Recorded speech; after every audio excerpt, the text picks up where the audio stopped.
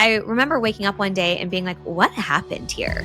I felt really burnt out in our relationship, specifically in kind of parenting and managing a household. I felt resentful towards my partner. Nothing had really changed in the sense of how he treated me. But I woke up and realized I was drowning in the work and the mental load required to manage our home and our kids.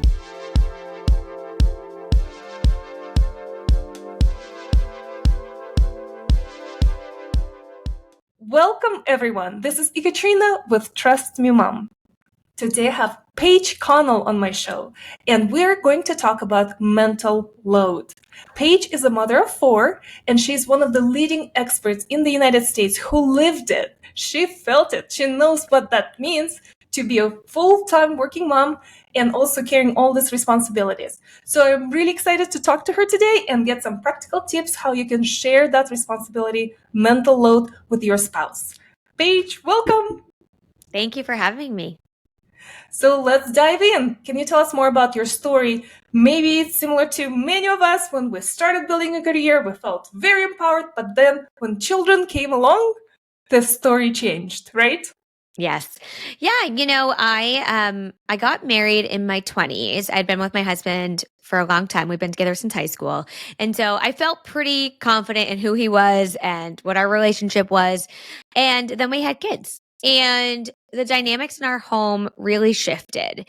And nothing shifted overnight. I think a lot of women will say this, it didn't feel any different, right? When we had our first kids, but a couple years into parenting, after the birth of our 4th child, I remember waking up one day and being like, what happened here? I felt really burnt out in our relationship, specifically in kind of parenting and managing a household. I felt resentful towards my partner. I didn't really enjoy being around him because I resented him. And I couldn't really put my finger on why. Nothing had really changed in the sense of how he treated me. He was still an amazing, kind, loyal, loving partner. He was a good dad. He was very present. There was nothing I could point to and be like, aha, this is the problem, right? Which I think is what so many women experience, especially after parenthood.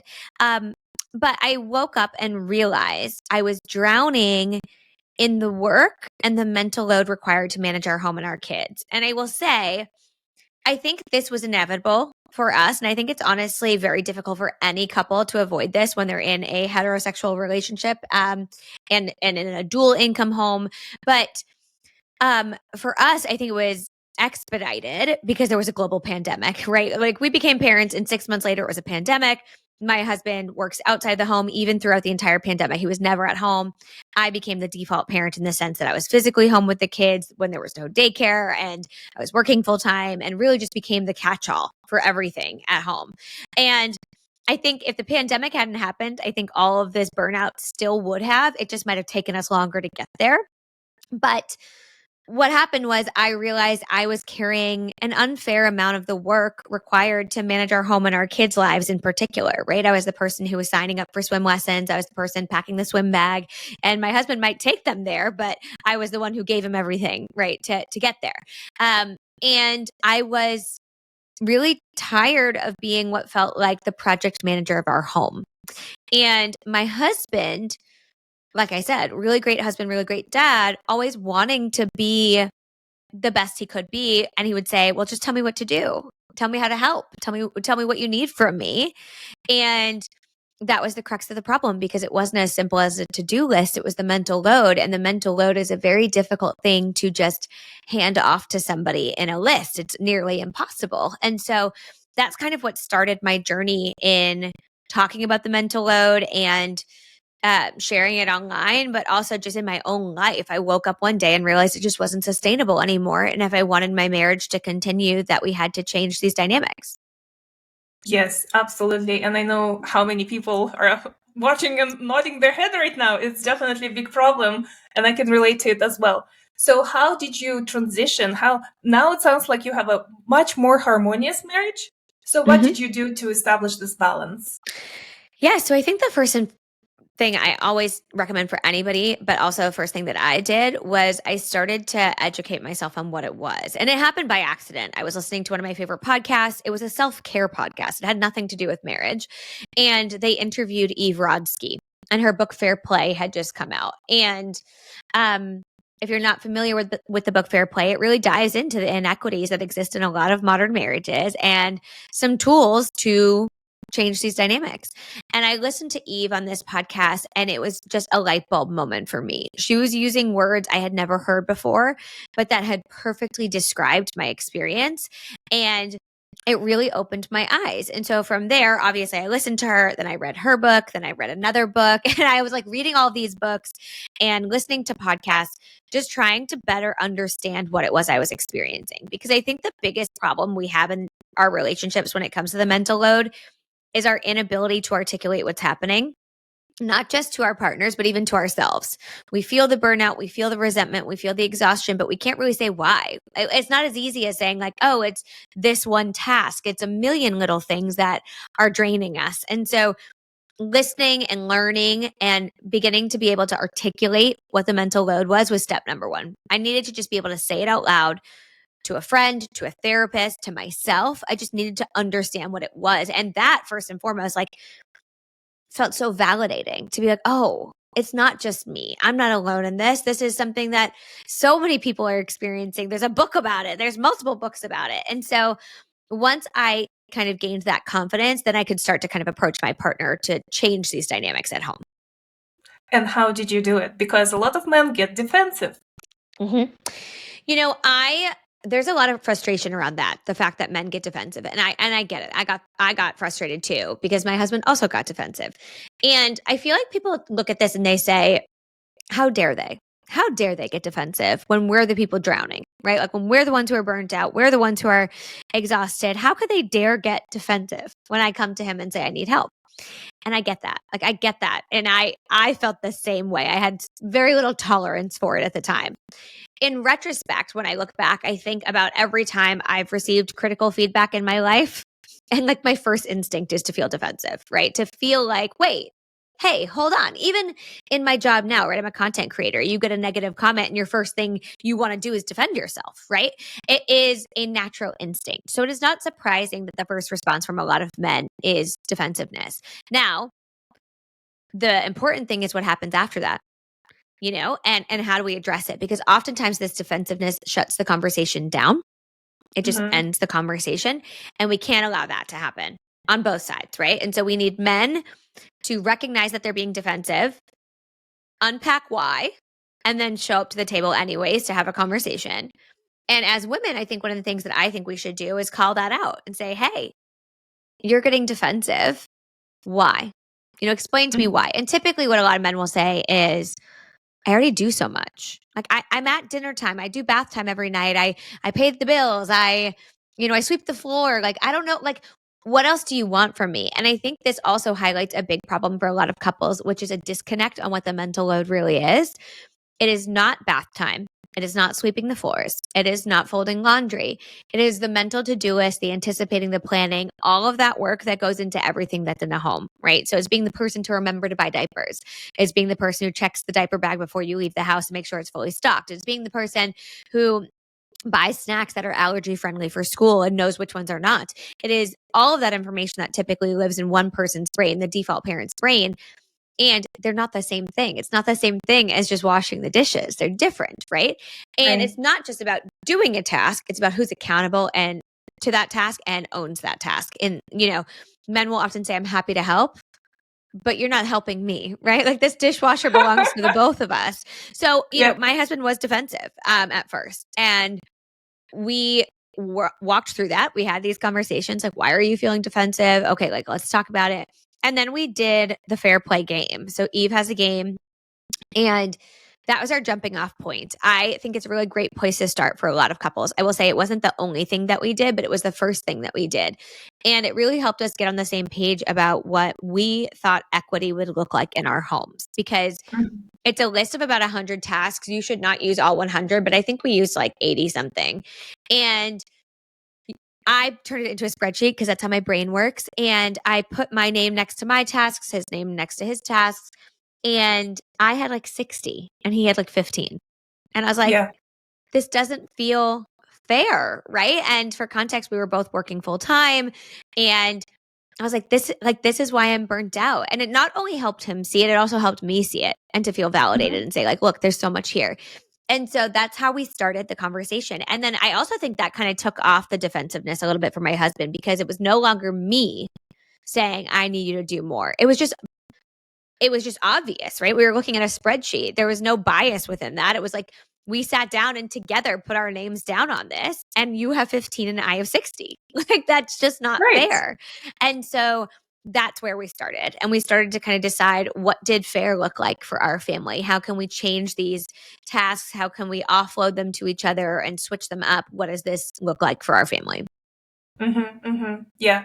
And then sometimes, so based on information I read about you, your incomes were somewhat on the same level with your Yeah. husband, but very often husband provides more and women earn less, or they often default into a more part-time role where they, because of all this work or even physical abilities.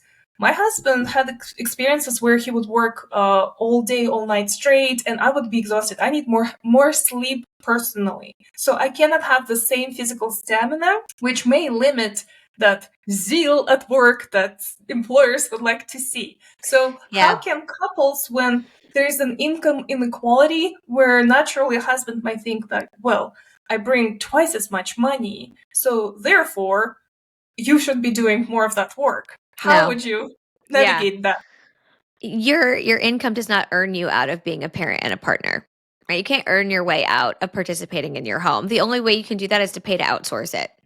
So, like, if you want to Yeah. pay somebody to do the laundry or to clean the house or to walk the dog, go for it. But outside of that, income disparities often are brought up in these conversations. Well, I make 2x what you make. Okay, but do you work 2x what I work? Right? And so when I think about equity, right, in our home, my husband is a blue collar guy. He sometimes does work much longer hours than me. We were earning similar incomes, but he was working, quote unquote, like more hours depending on the week, not every week. And so that does come into consideration when we divvy up these responsibilities. And we say, what feels fair, knowing what time we have. It's not about how much money he's making. It's about our time. His time is not inherently more valuable than my time simply because he has a job. And this comes up too in the dynamic where one parent stays at home and the person who works full time says, well, I make all the money, so I don't have to do anything at home. But that means the person at home is working 24/7 and the other person's only working 40 hours a week. And at the end of the day, I think the problem is we live in a capitalistic society where we place this premium on how much money we make and not what we provide in other ways, not the care that we provide for our children, not the love we provide to our partner or the support we provide. And that is just as important. So your paid time is not more valuable than your partner's time. And your partner is not your hired like help. They're not your maid. They're not your nanny. They're your partner. Right.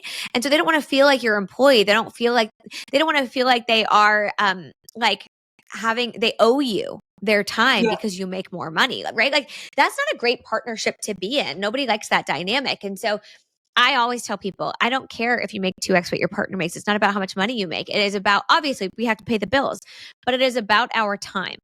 Because there are people who make 10x what I make and work less hours than I do. Does Mhm. that mean I should still do more at home because I don't make as much money? Like, no, that's not fair.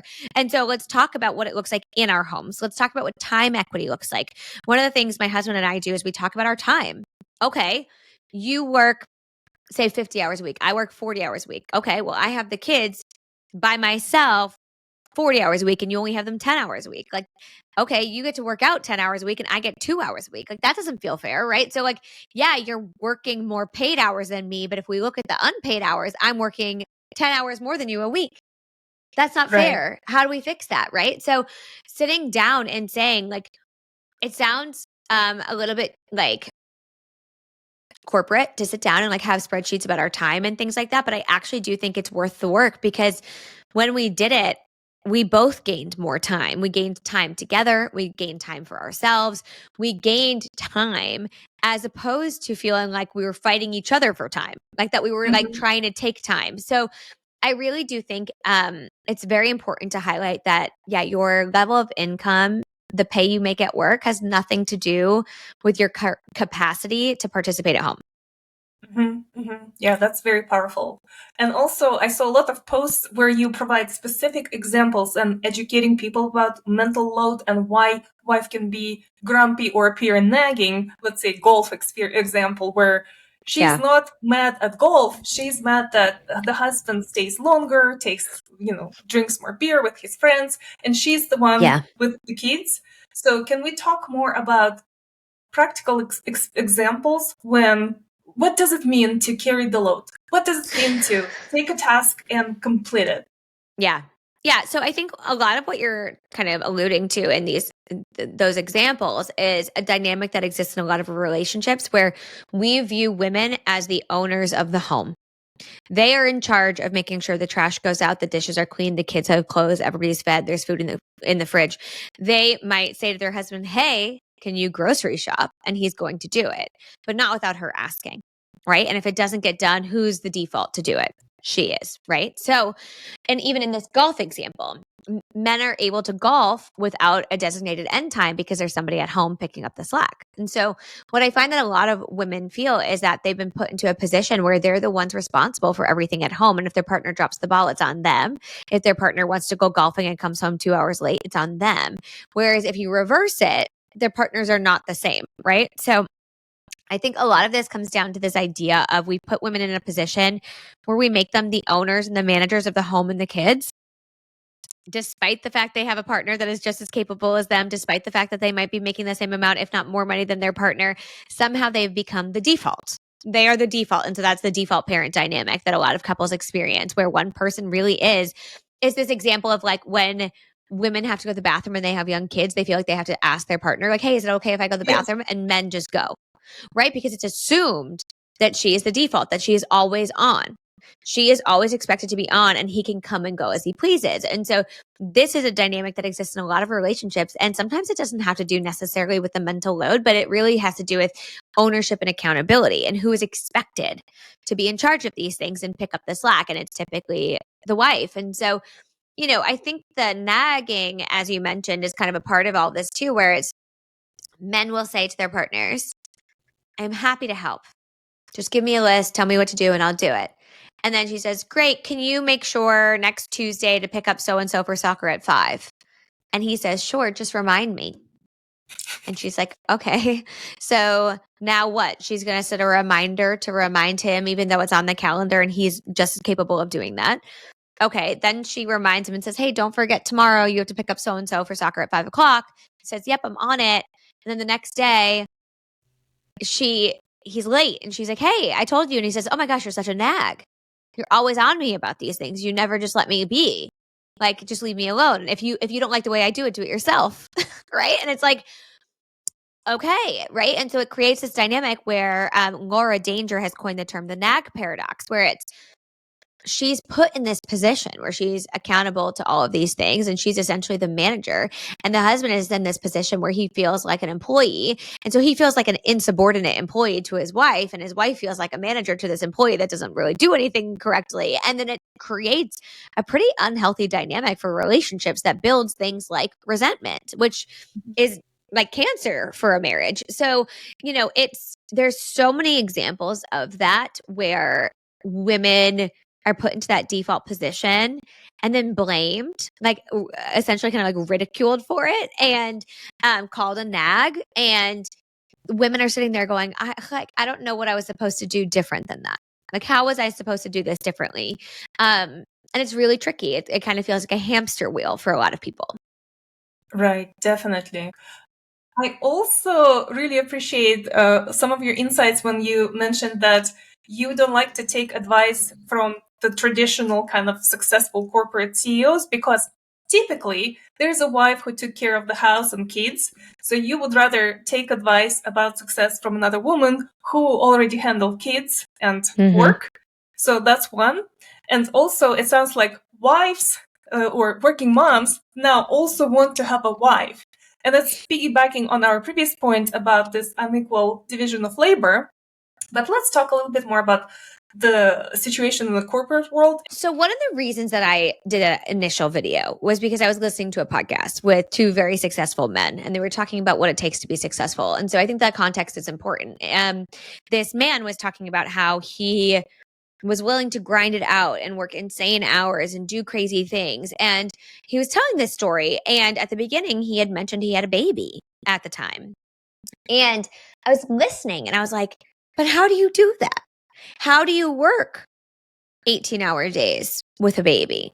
How do you sleep on people's couches with a baby? How do you spend all of your money on goals that you have, hoping that you get a return? How do you do that with a baby?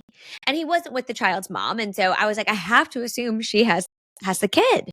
And I think that is the missing piece of a lot of stories from men, which is that they're able to grind it out and hustle in ways that women typically aren't able to do, especially if they're mothers, because systemically it is very hard. This is important to say about the mental load too. It bleeds into our work environments, right? I think one of the reasons we're still so inequitable at work is because we're inequitable at home, and vice versa. Like it's like the chicken and egg, which needs to come first. We don't have paid parental leave. And when we don't have paid parental leave for everyone, what happens is women become the default because men don't take their leave. They go to work. Women stay home unpaid. They take on the bulk of the childcare early days, and then they never really get to hand it back to their partner. And then that creates this dynamic where there is a motherhood penalty at work, where women are seen as less reliable, less dedicated, less hardworking because they need to get home at 5:30 to pick up the kid from daycare, because they take the day off when the kid is sick, because they get the call when there's parent-teacher night, right? They're the ones expected to do all those things. And so at work, there's a bias against them. And there's something called the motherhood penalty, which is women getting kind of passed over for promotions and salary increases and in hiring.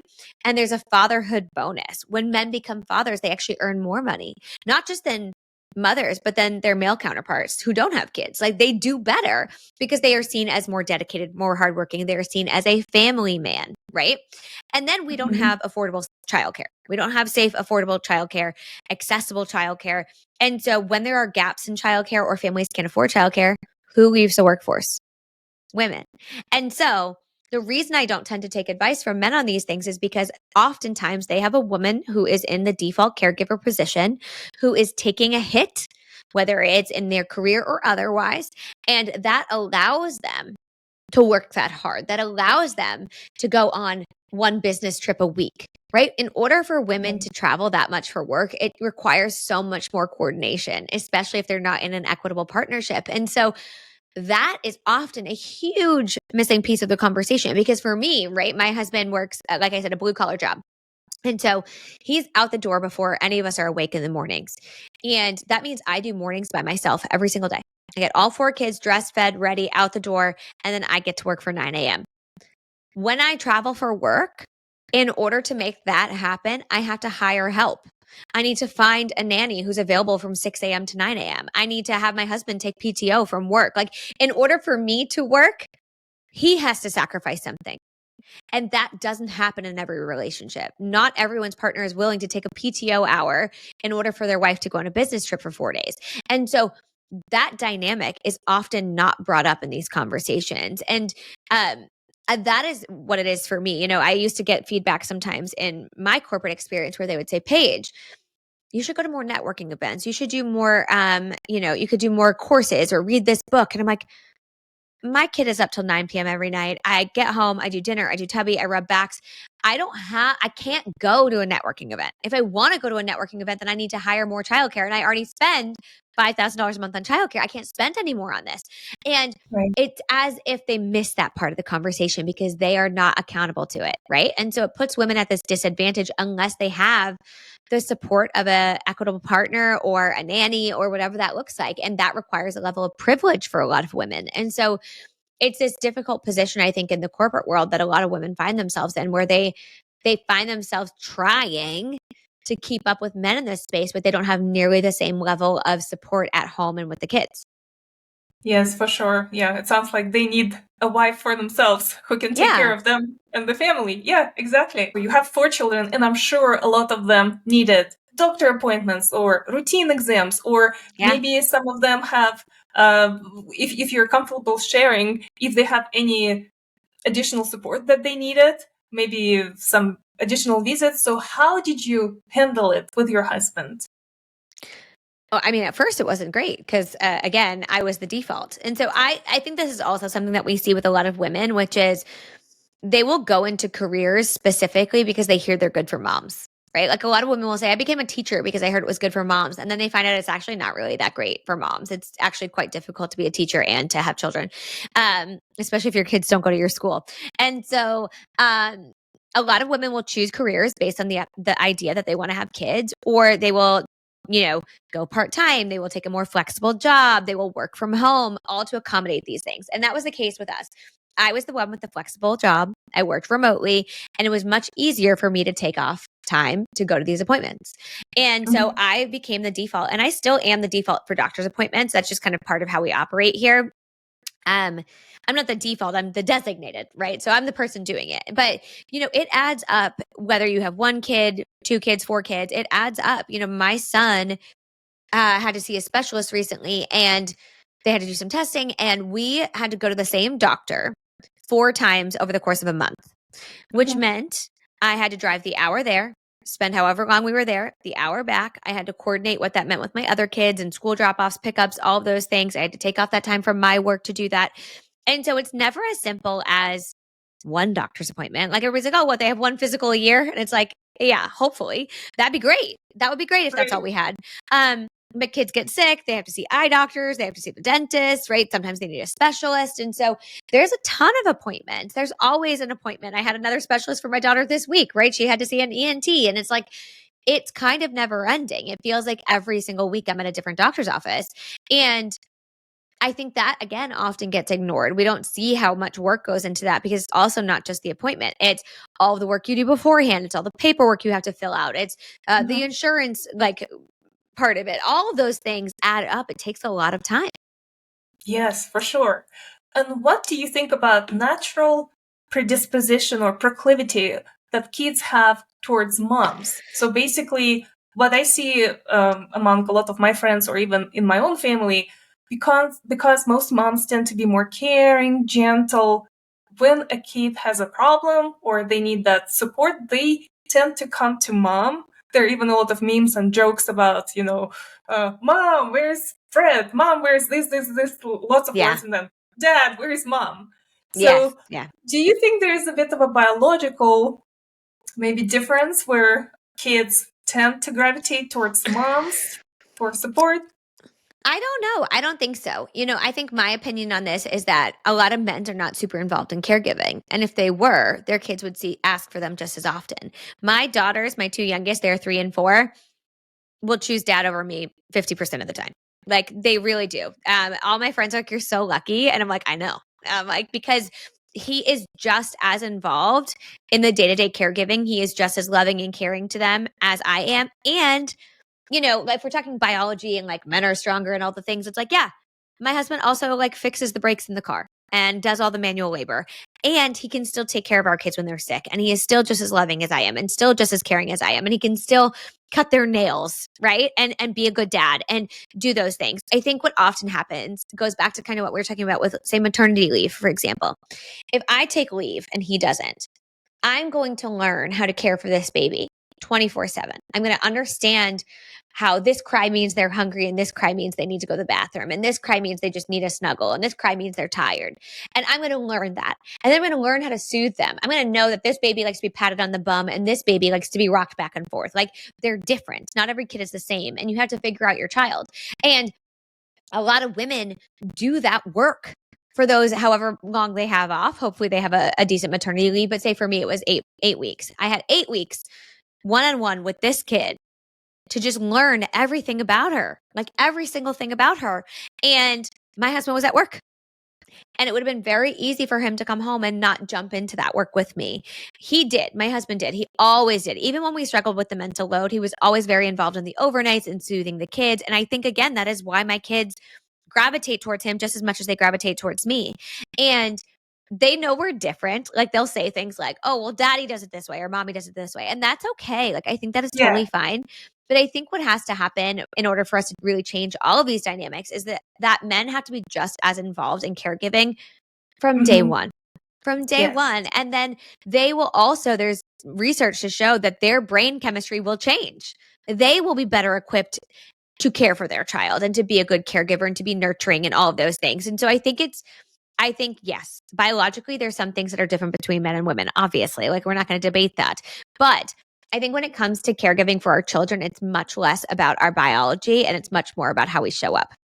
And if you Yeah. show up, if you participate in this work, if you're the one getting them a band-aid when they're hurt, they're going to know that they can go back to you the next time that they're hurt for comfort and for love and all of those things. And so it's really more about what does that participation look like with your kids?